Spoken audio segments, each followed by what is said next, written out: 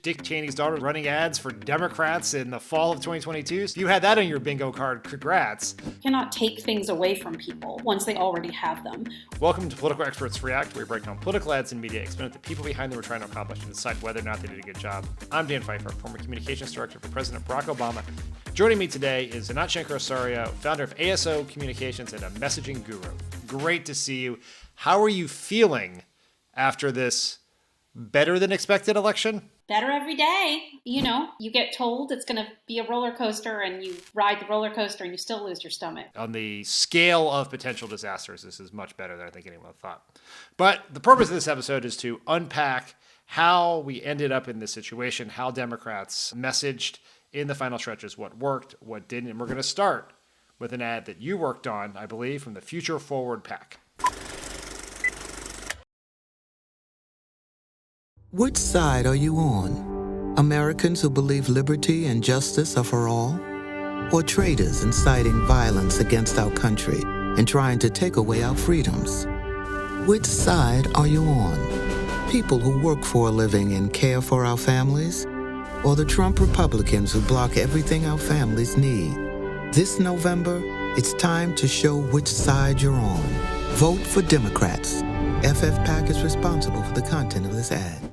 Tell me a little bit about the strategic underpinnings of this ad, what you were trying to accomplish with it, and why you think it worked. So there are a few things going on in that ad. The most salient one is contrast, contrast, contrast. What we have seen in this election in aggregate research looking across pretty much all of the Democratic ads that were run is that when we do a comparison of all positive, all negative, and contrast by a large margin, the contrast ads are the most successful, and that's definitely the theme. What we are showing in that ad is the choices between freedom and fascism.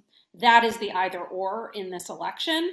And people who will take away your freedoms, who will take away your rights, who will silence your voices and remove your ability to decide what happens to your own body, will also take all your money. Since the election, there has been a oversimplified discussion of what won or lost the election.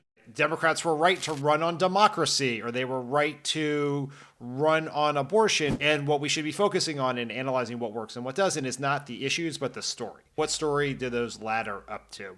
In the campaigns that we looked at throughout the course of this show that did it very well are ones who had ads on abortion, who maybe, depending on who their opponent is, had ads on the big lie or January 6th, or on cuts Social Security and Medicare that all laddered up to a story about Republican extremism. We made a case that the Republicans were dangerously extreme, and as you pointed out there, affects all parts of your life, right? Not just your pocketbook and not just your personal reproductive decisions or anything else, but it is a sharp contrast.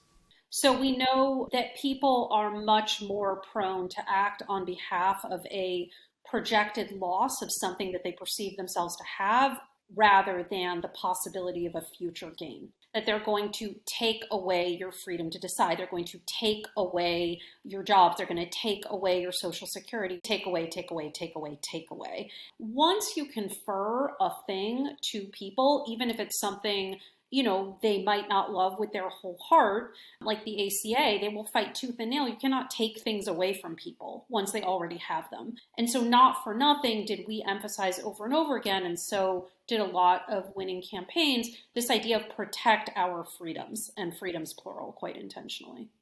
The next ad we're going to watch is from a Democratic group called Put Michigan First. You already know Tudor Dixon would outlaw abortion. No exceptions. But Dixon's extreme ideas don't stop there. She calls schools government-run indoctrination centers. Dixon spread lies about the January 6th attacks. You cannot say it's an insurrection. And even pushed wild QAnon conspiracy theories. This is the next step, a chip that they insert inside of you. Dixon's a conspiracy theorist with an extreme agenda. That's too dangerous for Michigan. In Michigan, Democrats up and down the ballot ran away with the election. And so I wanted to look at this ad to see if there's something specific about Michigan and what was happening there. What's your reaction to this ad? I think what that ad does incredibly well, and something that we saw throughout the cycle, that folks who did this really, really achieved a lot, and that is to put abortion into a context. What we saw was that abortion was undeniably an incredibly mobilizing issue. And if you wanted to use it in the context of mobilization and persuasion, you needed to use abortion as an example of this is how they think, this is what they'll do, and this is the rest of their plan.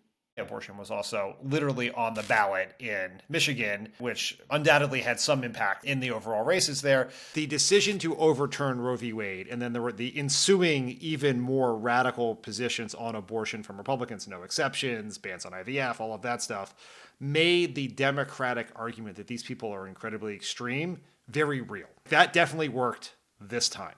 The lesson to learn is tell a story, don't just harp on an issue. To paint a very sharp picture of who the other side is and the dangers they pose.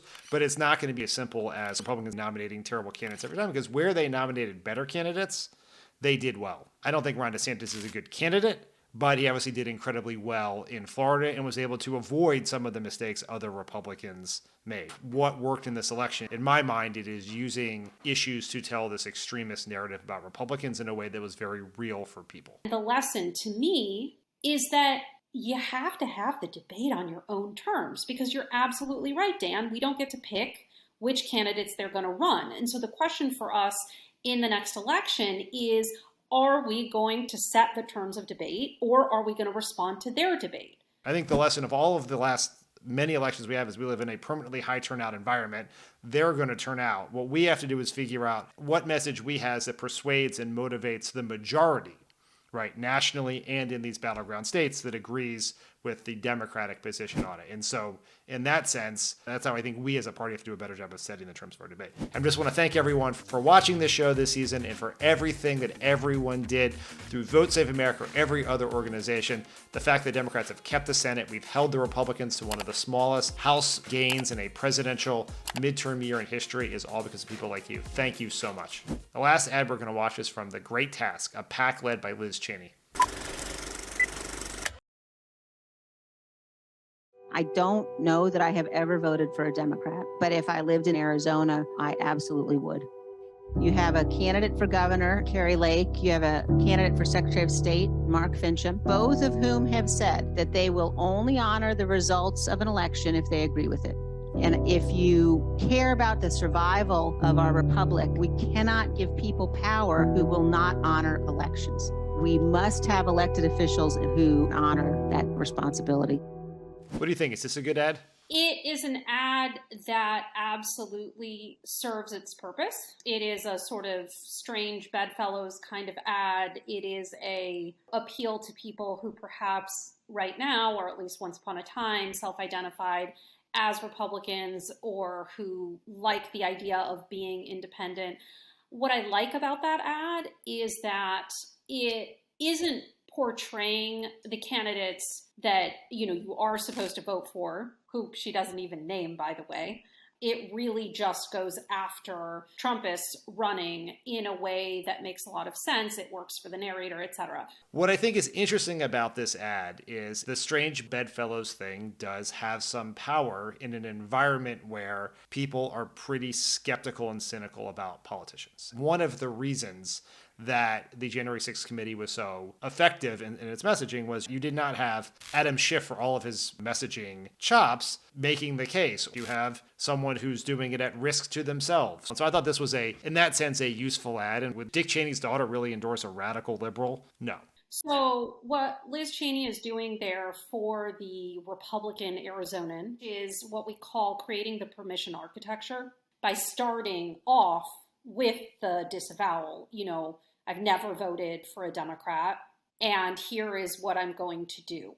That is a much more proven effective persuasion strategy we have seen than, say, for example, this person is a bleeping asshole and they're horrible, because... Is there any sort of well-known, well-funded super PAC you may be referring to whose strategy that is?